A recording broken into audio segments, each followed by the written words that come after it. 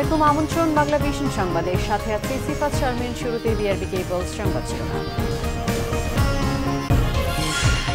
সংসদ সদস্য হিসেবে শপথ নিলেন বিএনপির জাহিদুর রহমান। আর গয়েশ্বর বললেন, যারা দলের সিদ্ধান্তের বাইরে গিয়ে শপথ নেন তারা গণদুশমন। শ্রীলঙ্কা ও নিউজিল্যান্ডের মতো বাংলাদেশেও জঙ্গি হামলার চেষ্টা হচ্ছে, তবে সরকার সতর্ক রয়েছে জানিয়েছেন প্রধানমন্ত্রী শেখ হাসিনা। ওয়াসার পানির মান আগের চেয়ে অনেক ভালো, তবে তা ফুটিয়ে পান করা বা না করা গ্রাহকের ব্যক্তিগত বিষয় বললেন স্থানীয় সরকার মন্ত্রী তাজুল ইসলাম। দেখছিলেন বিআরবি কেবল সংবাদ শিরোনাম। এবারে বিস্তারিত। গণফোরামের পর এবার সংসদ সদস্য হিসেবে শপথ নিলেন বিএনপির জাহিদুর রহমান। ঠাকুরগাঁও ৩ আসন থেকে নির্বাচন করে বিজয়ী হয়েছিলেন তিনি। স্পিকার শিরিন শারমিন চৌধুরী বৃহস্পতিবার দুপুর 12:15টার দিকে জাতীয় সংসদ ভবনে তার দফতরে জাহিদুর রহমানকে শপথ বাক্য পাঠ করান। শপথ শেষে তিনি জানান, সংসদে দাঁড়িয়ে গণতন্ত্রের স্বার্থে বিএনপি চেয়ারপারসন বেগম খালেদা জিয়াকে মুক্ত করার দাবি জানাবেন তিনি। সেই সাথে সারা দেশে বিএনপির লাখ লাখ নেতাকর্মীর নামে মিথ্যে মামলা বিষয়টিও প্রধানমন্ত্রীর নজরে আনবেন। একাদশ জাতীয় সংসদ নির্বাচনে বিএনপি থেকে যে 6 জন নির্বাচিত হয়েছিলেন তাদের মধ্যে জাহিদুর রহমানই প্রথম শপথ নিলেন। যদিও শুরু থেকেই বিএনপি ও ঐক্য ফ্রন্টের পক্ষ থেকে বলা হচ্ছিল তাদের কেউ শপথ নেবেন না।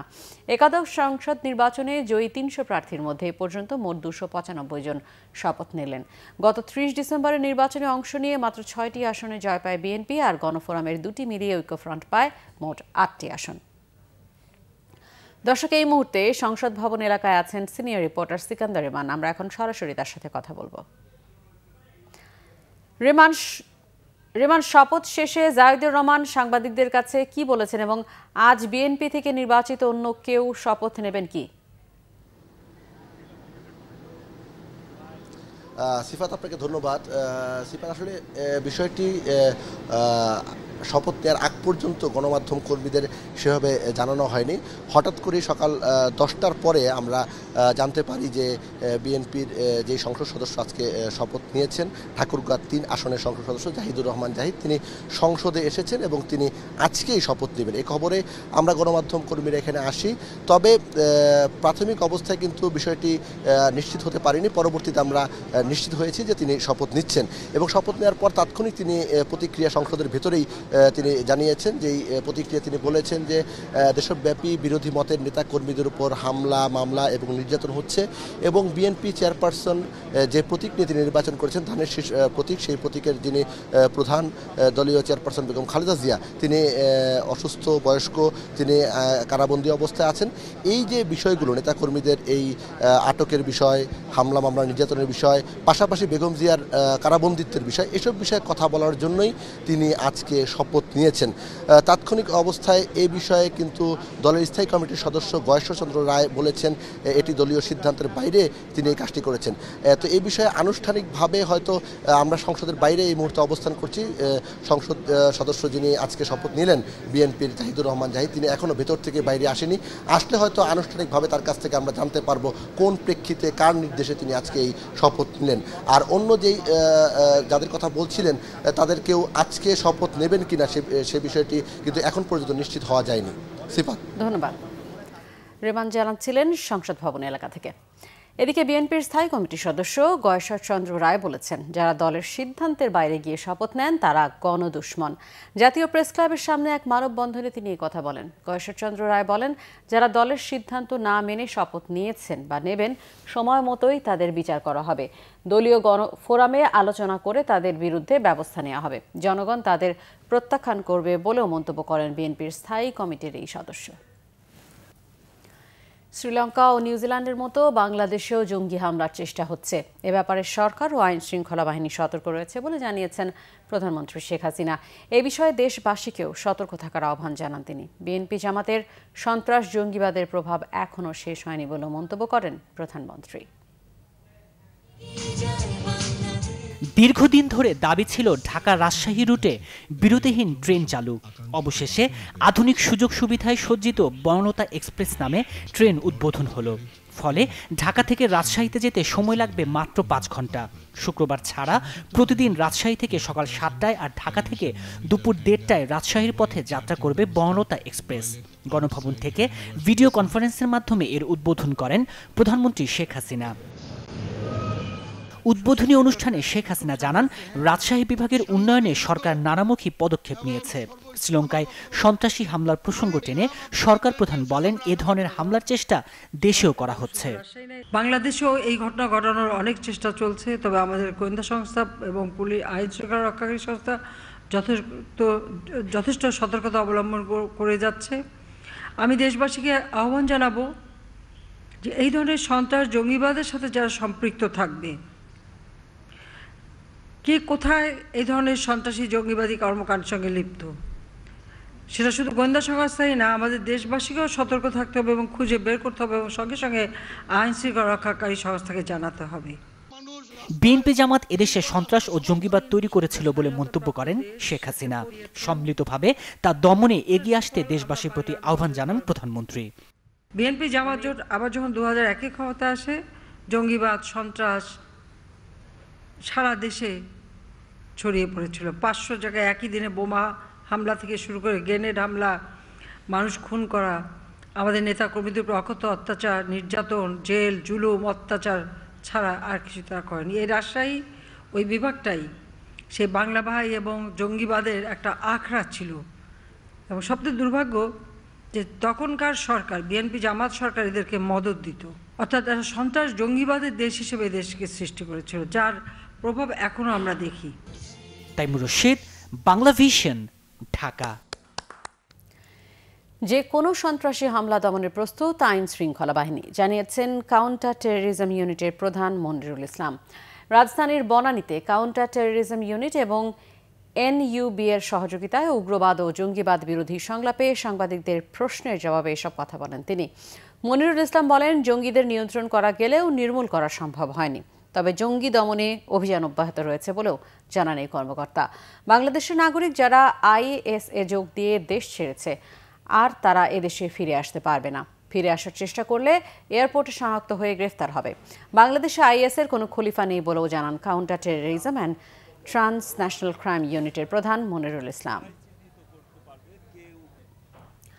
ওয়াসার পানির মান আগের চেয়ে অনেক ভালো, তবে পানি ফুটিয়ে পান করা বা না করা গ্রাহকের ব্যক্তিগত বিষয়, বলেছেন স্থানীয় সরকার মন্ত্রী তাজুল ইসলাম। সচিবালয়ের নিজ কার্যালয়ে সাংবাদিকদের সঙ্গে আলাপকালে তিনি একথা বলেন। তাজুল ইসলাম বলেন, পৃথিবীর কোনো দেশেই আলাদাভাবে সুপেয় পানি সরবরাহ করা হয় না। ওয়াসার 99% পানি ব্যবহার হয় গৃহস্থালী কাজে, 1% ব্যবহার হয় খাওয়ার জন্য। অনেক দূর থেকে এনে ওয়াসাকে এই পানি সরবরাহ করতে হয়, তাই জনগণকে তাদের রিজার্ভ ট্যাঙ্ক পরিষ্কার রাখার পরামর্শ দেন তিনি। আরেক প্রশ্নের জবাবে তাজুল ইসলাম বলেন, অগ্নি দুর্ঘটনা বন্ধ ও দুর্ঘটনাকালীন মৃত্যুর সংখ্যা কমাতে জনসচেতনতা বাড়ানোর কার্যক্রম গ্রহণ করার জন্য সংশ্লিষ্টদের নির্দেশ দেওয়া হয়েছে। ব্রু ইকোনমিতে বাংলাদেশের অপার সম্ভাবনা থাকলেও সমুদ্র বিজয়ের 7 বছর পরও ততটা এগোয়নি বাংলাদেশ। একটি অস্থায়ী সেল থাকলেও আজও হয়নি তা স্থায়ী। এখনও পর্যন্ত অজানাই রয়ে গেছে সমুদ্রে নিজ সম্পদ বা অবৈধভাবে মাছ ধরার পরিমাণ। এমন যখন চিত্র, তখন এই বিষয়ে অভিজ্ঞ ফ্রান্সের এক কোম্পানি সিএলএস বাংলাদেশকে সহায়তার আগ্রহ প্রকাশ করেছে। বাংলাদেশের ব্রু ইকোনমি সেলের প্রধান সিএলএস এই আগ্রহকে ইতিবাচক মনে করছেন। ফ্রান্স ঘুরে এসে রিপোর্ট করেছেন শারমিন রিনভি।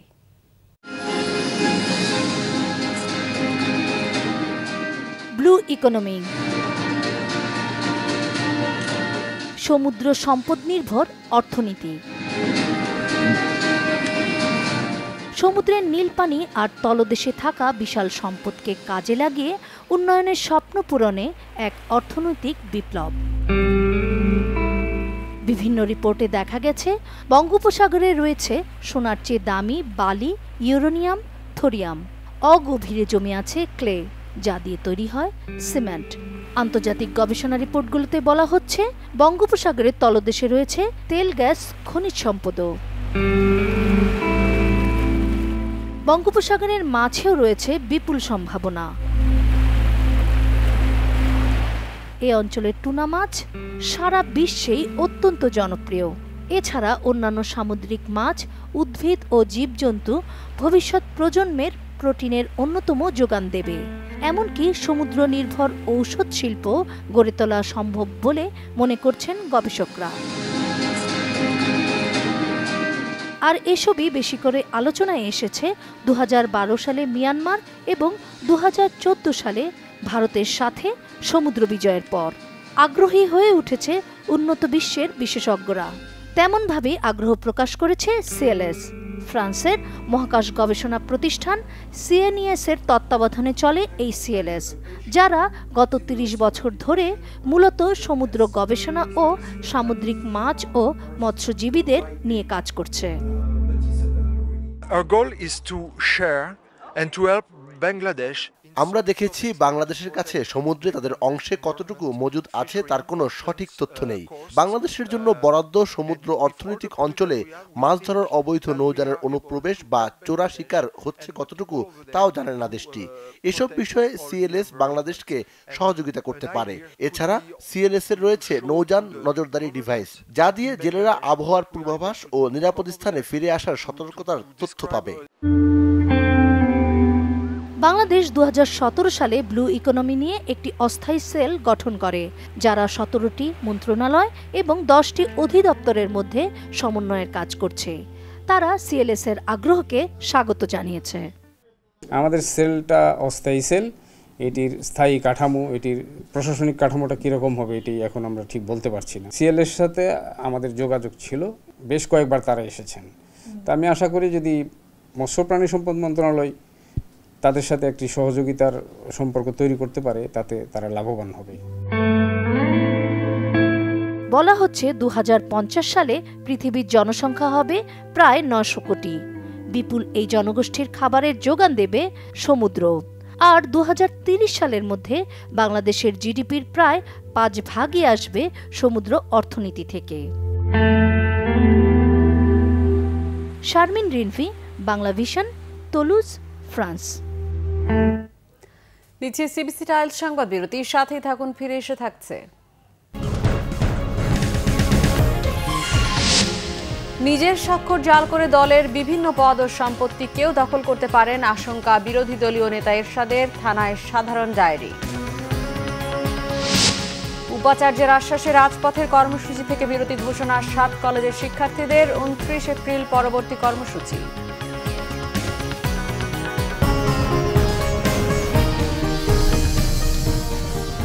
স্বাগত আরেকবার বাংলা ভিশন সংবাদ। স্বাক্ষর জাল করে নিজের দলের বিভিন্ন পদ ও সম্পত্তি কেউ দখল করতে পারেন এমন আশঙ্কায় থানায় সাধারণ ডায়েরি করিয়েছেন বিরোধী দলীয় নেতা ও জাতীয় পার্টির চেয়ারম্যান হোসেন মোহাম্মদ এরশাদ। বুধবার দুপুরে রাজধানীর বনানী থানায় জিডি করা হয়। থানার পরিদর্শক অপারেশন শায়হান ওয়ালিউল্লাহ জানান, এরশাদের আশঙ্কা তার অসুস্থতার সুযোগে কেউ হয়তো তার স্বাক্ষর নকল করে পার্টির প্রয়োজনীয় কাগজপত্র, দলের বিভিন্ন পদ পদবি বাগিয়ে নিতে পারে।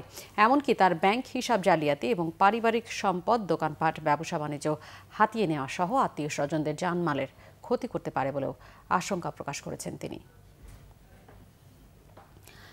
প্রশাসনের দেয়া আশ্বাসের বাস্তবায়ন না হলে 29 এপ্রিল পরবর্তী কর্মসূচি ঘোষণা করা হবে জানিয়েছেন ঢাকা বিশ্ববিদ্যালয় অধিভুক্ত 7 কলেজের শিক্ষার্থীরা। এক্ষেত্রে অবরোধ ও আমরণ, গণ অনশনের মতো কর্মসূচি দেওয়া হবে। বৃহস্পতিবার সকালে ঢাকা কলেজ ক্যাম্পাসে এক সংবাদ সম্মেলনে আন্দোলনরত শিক্ষার্থীরা বলেন, ঢাকা বিশ্ববিদ্যালয়ের উপাচার্যের দেয়া আশ্বাসে আপাতত রাজপথের কর্মসূচি থেকে বিরত থাকবেন তারা। যদিও 27 এপ্রিল নিজ নিজ কলেজের অধ্যক্ষের কাছে স্মারকলিপি দেওয়া হবে। 7 কলেজের জন্য আলাদা প্রশাসনিক ভবন, একাডেমিক ক্যালেন্ডার তৈরি, দ্রুততম সময়ের মধ্যে পরীক্ষার ফল প্রকাশ, ফলাফলে অস্বাভাবিক ফেলের কারণ অনুসন্ধান সহ 5 দফা দাবিতে গেল 2 দিন নীলক্ষেত সড়ক অবরোধ করে আন্দোলন করে শিক্ষার্থীরা। তাদের অভিযোগ, সেশন জট সহ নানা সংকটে পড়লেও বারবার আশ্বাস দেওয়া হলেও কোনো কার্যকর সমাধান করেনি প্রশাসন। এবার আমিন জুয়েলার্স আন্তর্জাতিক সংবাদ।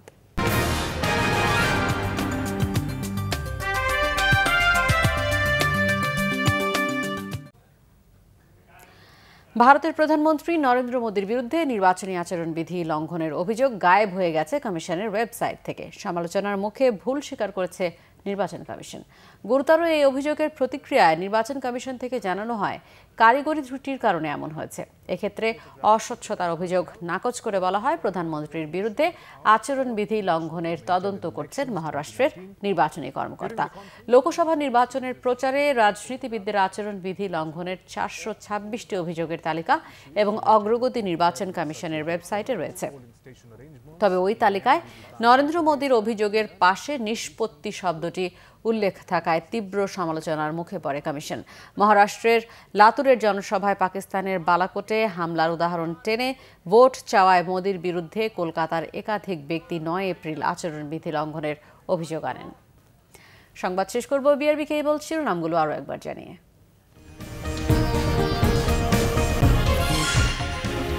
সংসদ সদস্য হিসেবে শপথ নিলেন বিএনপির জাহিদুর রহমান। আর গয়েশ্বর বললেন, যারা দলের সিদ্ধান্তের বাইরে গিয়ে শপথ নেন তারা গণদুশমন। শ্রীলঙ্কা ও নিউজিল্যান্ডের মতো বাংলাদেশেও জঙ্গি হামলার চেষ্টা হচ্ছে, তবে সরকার সতর্ক রয়েছে, জানিয়েছে প্রধানমন্ত্রী শেখ হাসিনা। ওয়াসার পানির মান আগের চেয়ে অনেক ভালো, তবে তা ফুটিয়ে পান করা বা না করা গ্রাহকের ব্যক্তিগত বিষয়, বললেন স্থানীয় সরকার মন্ত্রী তাজুল ইসলাম। এই ছিল এখনকার মতো। পরের সংবাদ বিকেল 4টায়, এর আগে 3টায় রয়েছে নিউজ সাবটেন। দেখার আমন্ত্রণ রইল। এছাড়া ফেসবুকে বাংলাভিশন সংবাদ সরাসরি দেখতে লগ ইন করতে পারেন facebook.com/বাংলাভিশনে। এতক্ষণ সাথে থাকার ধন্যবাদ।